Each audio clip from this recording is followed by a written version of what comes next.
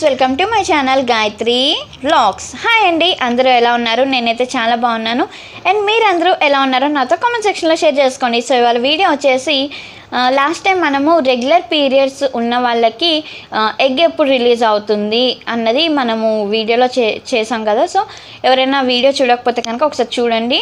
And అలానే ఈ వీడియోలో మనము ఇర్రెగ్యులర్ పీరియడ్స్ వాళ్ళకి ఎగ్ అన్నది ఎప్పుడు రిలీజ్ అవుతుంది, అసలు ఇర్రెగ్యులర్ పీరియడ్స్ వాళ్ళకి ప్రెగ్నెన్సీ వచ్చే ఛాన్సెస్ ఉన్నాయా లేదా అన్నది ఈ వీడియోలో డిస్కస్ చేద్దాము. సో లేట్ చేయకుండా వీడియోలోకి అయితే వెళ్ళిపోదాము. వీడియోలోకి వెళ్ళిపోయే ముందు ఒక చిన్న రిక్వెస్ట్ అండి, మన ఛానల్ని ఎవరైనా కొత్తగా చూస్తున్నట్లయితే కనుక సబ్స్క్రైబ్ చేసుకోండి. సబ్స్క్రైబ్ చేసుకున్నాక మీకు ఒక బెల్ ఐకాన్ వచ్చేస్తుంది, దాన్ని ట్యాప్ చేస్తే కనుక మీకు ఆల్ అని ఆప్షన్ వచ్చేస్తుంది. సో దాన్ని క్లిక్ చేస్తే కనుక నేను అప్లోడ్ చేసే వీడియోస్ నోటిఫికేషన్ మీ వరకు వచ్చేస్తుంది. సో దట్ మీరు ఏ వీడియో కూడా మిస్ అవ్వకుండా చూసేయచ్చు. సో ఇక లేట్ చేయకుండా వీడియోలోకి వెళ్ళిపోదాము. Let's get in to the video. అసలు రెగ్యులర్ పీరియడ్స్ని ఎలా కన్సిడర్ చేయొచ్చు, ఇర్రెగ్యులర్ పీరియడ్స్ని ఎలా కన్సిడర్ చేయొచ్చు అన్నది చూద్దామండి. ఫస్ట్ రెగ్యులర్ పీరియడ్స్ అంటే మీకు మంత్లీ కరెక్ట్గా మీకు రెగ్యులర్గా పీరియడ్స్ వచ్చేస్తే రెగ్యులర్ పీరియడ్స్ లాగానే మనం కన్సిడర్ చేస్తాము. ఇన్ కేస్ ఎప్పుడైనా సరే ఏదైనా రీజన్ వల్ల లేదంటే ఏదైనా ఇష్యూస్, చిన్న చిన్న ఇష్యూస్ వల్ల, స్ట్రెస్ వల్ల కానీ వేరే ఏదైనా హార్మోనల్ ఇంబ్యాలెన్స్ వల్ల కానీ మీకు పీరియడ్ ఒక టూ డేస్ కానీ 3 డేస్ కానీ లేదా 1 వీక్ ముందు కానీ 1 వీక్ తర్వాత కానీ మీకు పీరియడ్ వచ్చినా కూడా అది రెగ్యులర్ పీరియడ్స్ కిందనే కన్సిడర్ చేస్తారండి.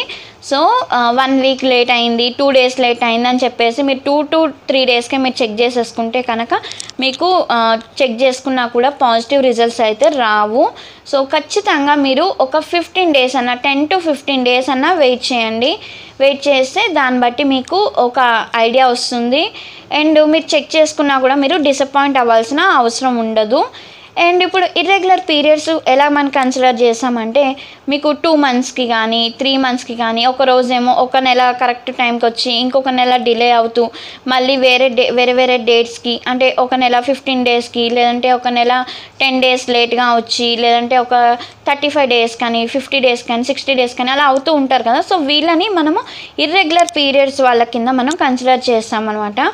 సో ఈ ఇర్రెగ్యులర్ పీరియడ్స్ ఎందుకు వస్తున్నాయి, మీకు ఓన్లీ ఒక్కసారి మాత్రమే అలా 2 మంత్స్కి వచ్చిందా, లేదంటే మీకు పాస్ట్ 6 మంత్స్ నుంచి కానీ 1 ఇయర్ నుంచి కానీ మీకు ఇట్లానే పీరియడ్స్ మీకు స్టార్టింగ్ నుంచి ఇలానే వస్తున్నాయా, లేదంటే సడన్గానే ఇలా ఇర్రెగ్యులర్ అయిందా అన్నది మీరు అబ్జర్వ్ చేసుకోవాలి. అది సో ఇలా మీరు ఏది అబ్జర్వ్ చేసుకోకుండా మీకు ఒక్కసారి మాత్రమే ఇట్లా వచ్చేసరికి నాకు 2 మంత్స్కి పీరియడ్ వచ్చింది అంటే అది మీకు ఎలా రెగ్యులర్ ఉందా ఇర్రెగ్యులర్ ఉందా, మీకు స్టార్టింగ్ నుంచి ఇర్రెగ్యులర్గానే వస్తున్నాయా లేదంటే మధ్యలో ఇలా సడన్గా ఏదైనా ప్రాబ్లం వల్ల ఇలా అయ్యిందా అన్నది మీరు అబ్జర్వ్ చేసుకుని మీ పీరియడ్ డేట్స్ మీరు మెయింటైన్ చేసుకుంటే కనుక మీకు తెలుస్తుందండి. ఇర్రెగ్యులర్ పీరియడ్స్ ఉన్న వాళ్ళే కాదు, రెగ్యులర్ పీరియడ్స్ ఉన్న వాళ్ళు కూడా మీరు డేట్స్ గుర్తుపెట్టుకోవాలి. ఎందుకంటే ప్రెగ్నెన్సీ ప్లాన్ చేసేటప్పుడు ఖచ్చితంగా డాక్టర్ మీకు అడుగుతారనమాట, మీకు లాస్ట్ 3 మంత్స్ ఏ డేట్కి వచ్చింది అనేసి. అండ్ అలానే ఇర్రెగ్యులర్ పీరియడ్స్ వాళ్ళు కూడా ఒక డేట్ అన్నది మీరు ఎప్పుడు వచ్చిందో వెంటనే నోట్ చేసి పెట్టుకోండి. సో రెగ్యులర్ పీరియడ్స్ వాళ్ళు ఏంటంటే 3 మంత్స్ పీరియడ్స్ డేట్స్ మెయింటైన్ చేస్తే సరిపోతుందండి. కానీ ఇర్రెగ్యులర్ పీరియడ్స్ వాళ్ళు 6 to 8 మంత్స్ మీరు పీరియడ్స్ మీకు ఈ మధ్యలో ఎలా వస్తున్నాయి అనేసి అది మీరు నోట్ చేసి పెట్టుకుంటే ఏంటంటే మీకు ఎన్ని డేస్కి మీకు పీరియడ్ వస్తుంది. అండ్ ఈ మంత్లో ఈ మంత్లో మీకు ఫస్ట్ డేట్ని వచ్చిందనుకోండి, ఇప్పుడు మార్చి 1కి అట్లా మీకు పీరియడ్ వచ్చిందనుకోండి, నెక్స్ట్ మంత్ మీకు మార్చి 1కి వచ్చిందా లేదంటే ఏప్రిల్లో వచ్చిందా, ఆ ఏప్రిల్లో కూడా 1కి వచ్చిందా లేదంటే ఇంకా డిలే అవుతుందా అన్నది మీకు ఎన్ని డేస్కి వస్తుంది అన్నది మీరు ఈజీగా కౌంట్ చేసుకోవచ్చు. సో మీరు ఖచ్చితంగా ఫస్ట్ ఇర్రెగ్యులర్ పీరియడ్స్ ఉన్న వాళ్ళు మీరు ఖచ్చితంగా మెయింటైన్ చేయాల్సింది 6 to 8 మంత్స్ మీ పీరియడ్స్ ఎలా వస్తున్నాయి అన్నది అబ్జర్వ్ చేసుకోండి. ప్రెగ్నెన్సీ కోసం ఎవరు ప్లాన్ చేస్తున్నారో వాళ్ళు.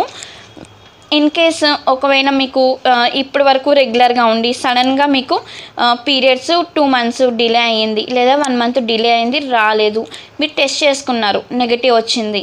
సో అప్పుడు మీరు ఏదైనా స్ట్రెస్ వల్ల కానీ లేదంటే హార్మోనల్ ఇంబ్యాలెన్స్ వల్ల కానీ లేదంటే వేరే ఏదైనా ఒక రీజన్ వల్ల కానీ అది డిలే అవ్వచ్చండి. సో మీరు టెస్ట్ చేసుకున్న తర్వాత కూడా నెగటివ్ వస్తే మీరు స్టార్టింగ్ ఇనిషియల్ డేస్లో చెక్ చేయకుండా ఒక 1 వీక్ మళ్ళీ గ్యాప్ ఇచ్చి 10 డేస్ గ్యాప్ ఇచ్చి మళ్ళీ చెక్ చేయండి. మళ్ళీ ఇన్ కేస్ నెగటివ్ వస్తే కనుక మీరు డాక్టర్ని కన్సల్ట్ చేయండి. ఓకేనా. రెగ్యులర్ పీరియడ్స్ ఇప్పుడు ఎవరెవరికి అంటే వచ్చే ఛాన్సెస్ ఉన్నాయంటే ఏదైనా మనకి థైరాయిడ్ ప్రాబ్లం ఉన్నా, లేదంటే పీసీఓడి ప్రాబ్లమ్స్ ఉన్నా, లోపల గర్భాశయంలో ఏమైనా బుడగలు, నీటి బుడగల్లాగా ఏమైనా ఉన్నా మీకు ఇర్రెగ్యులర్ పీరియడ్స్ వచ్చే ఛాన్సెస్ అయితే ఉంటాయండి. సో మీరు కన్సీవ్ అవ్వాలి అనుకుంటే కనుక మీరు గైనిక్ని కన్సల్ట్ చేసి ఈ ప్రాబ్లం ఏంటి, అసలు ప్రాబ్లం ఎందుకు ఇర్రెగ్యులర్ వస్తుంది అన్నది మీరు ఒకసారి గైనిక్తో మాట్లాడి, సో వాళ్ళు ఏదైనా సజెస్ట్ చేస్తారు, మిమ్మల్ని చెక్ చేయడం, లేదంటే స్కానింగ్ ఏదైనా చూసి లోపల ఏమైనా మనకి ప్రాబ్లం ఉందా అన్నది వాళ్ళు చెక్ చేస్తారు. సో మీరు డాక్టర్ని కన్సల్ట్ చేసిన తర్వాత వాళ్ళు ఏదైనా ఒకవేళ మెడిసిన్ సజెస్ట్ చేస్తే అవి వాడండి. అవి వాడిన తర్వాత కూడా ఎన్ని మంత్స్ వాడాలి ఏంటి అన్నది మీరు క్లియర్గా మీరు డాక్టర్ని మీరు అడగాలండి. మీరు అడిగితేనే వాళ్ళు చెప్తారు. మీరు అడగకుండా ఈ రోజుల్లో అయితే డాక్టర్స్ మనము 10 క్వశ్చన్స్ అడుగుతుంటే అందులో 5 వాళ్ళు ఆన్సర్ చేస్తారు కదా, 5 క్వశ్చన్స్కైనా. సో మీకు క్లియర్గా ఉన్న డౌట్స్ని వాళ్ళని అడగడానికి ట్రై చేయండి. మీరు అడిగితే వాళ్ళు ఖచ్చితంగా ఎక్స్ప్లెయిన్ చేయడానికి ట్రై చేస్తారు. సో వాళ్ళు మెడిసిన్ ఇంత డ్యూరేషన్ మీరు యూజ్ చేయాలి, అండ్ ఆ మెడిసిన్ యూజ్ చేసేటప్పుడు ఏమైనా ఫుడ్స్ అవాయిడ్ చేయాలా లేదా అన్నది కూడా మీరు కనుక్కోండి. ఓకేనా? మీరు ఆ మెడిసిన్ ట్రీట్మెంట్ యూజ్ చేసిన తర్వాత మీకు ఒకవేళ ఇన్ కేసు చిన్న ప్రాబ్లంకి అయితే మెడిసిన్ యూజ్ చేసిన తర్వాత మీకు పీరియడ్స్ ఎలా వస్తున్నాయి అన్నది మీరు అబ్జర్వ్ చేసుకోండి. అది కూడా అబ్జర్వ్ చేసుకున్న తర్వాత దాన్ని బట్టి మీకు క్యాలిక్యులేట్ చేయడానికి ఉంటుంది ఎగ్ రిలీజ్ అవ్వడానికి. సాధారణంగా రెగ్యులర్ పీరియడ్స్ ఉన్న వాళ్ళకి 11 to 21 డేస్, ఈ డేస్ లోపల మధ్యలో ఎగ్ రిలీజ్ అవుతుంది కదా. సో మీకు ఇర్రెగ్యులర్ పీరియడ్స్ ఉన్న వాళ్ళకి ఏంటంటే మీ 6 to 8 మంత్స్ని మీకు ఆ పీరియడ్లో మీకు పీరియడ్స్ వచ్చినప్పుడు ఆ డేస్ని ఫస్ట్ పీరియడ్ వచ్చిన డేట్ని మీరు నోట్ చేసి పెట్టుకుని ఆ డేట్ని ఫస్ట్ అంటే చాలా తక్కువ డేస్లో వచ్చిన డేట్ని ఒక్కదాన్ని తీసుకోండి, చాలా ఎక్కువగా వచ్చిన డేట్ని ఒకదాన్ని తీసుకోండి. సో అలా అంటే ఇప్పుడు కరెక్ట్గా 28 డేస్కి వచ్చేస్తుంది అనుకోండి మీకు ఒక నెలకి. సో అదొకటి రౌండ్ అప్ చేసి పెట్టుకోండి. ఒకవేళ 60 డేస్కి కానీ 45 డేస్కి కానీ 35 డేస్కి కానీ అలా వచ్చింది అనుకోండి, అది కూడా ఒకటి రౌండ్ అవుట్ చేసి పెట్టుకోండి. సో ఇట్లా లాంగెస్ట్ పీరియడ్, షార్టెస్ట్ పీరియడ్ ఒకటి రౌండ్ చేసి పెట్టుకోండి. షార్టెస్ట్ పీరియడ్ వచ్చింది అనుకోండి, సో మీకు ఎగ్ రిలీజ్ అయ్యే డేట్ వచ్చేసి 11 డేస్కి 11 to 21 డేస్. ఒకవేళ లాంగెస్ట్ పీరియడ్ వచ్చింది అనుకోండి, మీకు ఏ డేట్కి అయితే వచ్చిందో లాంగెస్ట్ పీరియడ్, సో ఆ డేట్ నుంచి మీరు 14 డేస్ మైనస్ చేయండి. మైనస్ చేస్తే కనుక ఆ వచ్చే డేట్లో మీకు ఓవల్యూషన్ అయ్యే పీరియడ్ అయితే ఎగ్ అయితే రిలీజ్ అయ్యే ఛాన్స్ ఉంటుంది ఆ డేస్లో. సో ఇది కన్సిస్టెన్సీగా మీకు ఎక్కువ ఎలా కన్సిడర్ చేస్తారు అంటే, మీకు ఇంకా ఒకవేళ ఏమైనా డౌట్ ఉంటే కనుక మీ పీరియడ్స్ ఫస్ట్ రెగ్యులర్ అయ్యే ఛాన్సెస్ ఏమైనా ఉన్నాయా లేదా అన్నది మీరు గైనిక్ని కన్సల్ట్ చేస్తే చెప్తారు. సో మీరు గైనిక్ని కన్సల్ట్ చేసిన తర్వాత కూడా మీకు ఇట్లానే ఇర్రెగ్యులర్ పీరియడ్స్ అవుతున్నాయి అంటే కనుక వాళ్ళని మళ్ళీ కన్సల్ట్ చేయండి. గైనిక్ని కన్సల్ట్ చేసి నెక్స్ట్ ప్రొసీజర్ ఏంటి అన్నది మీరు కాంటాక్ట్ అయితే మీకు పిల్లలు పుట్టే అవకాశం అయితే ఉంటుందండి. ఇర్రెగ్యులర్ పీరియడ్స్ తోటి ఎవరైతే సఫర్ అవుతున్నారో వాళ్ళు. సో ఇలాంటి విషయాల్లో డిలే చేయకండి. సో గైనిక్ని కన్సల్ట్ చేసి గైనిక్ సజెషన్ లేకుండా మీరు ఎలాంటి ట్యాబ్లెట్స్ మీరు యూజ్ చేయకండి. అండ్ ఇంకొకటి, ఎవరైతే పిల్లలు సాధారణంగా కొత్తగా పెళ్ళైన వాళ్ళు ఏంటంటే అప్పుడే వద్దు పిల్లలు కొంచెం ఎంజాయ్ చేద్దాం అనేసి ఉంటారు కదా.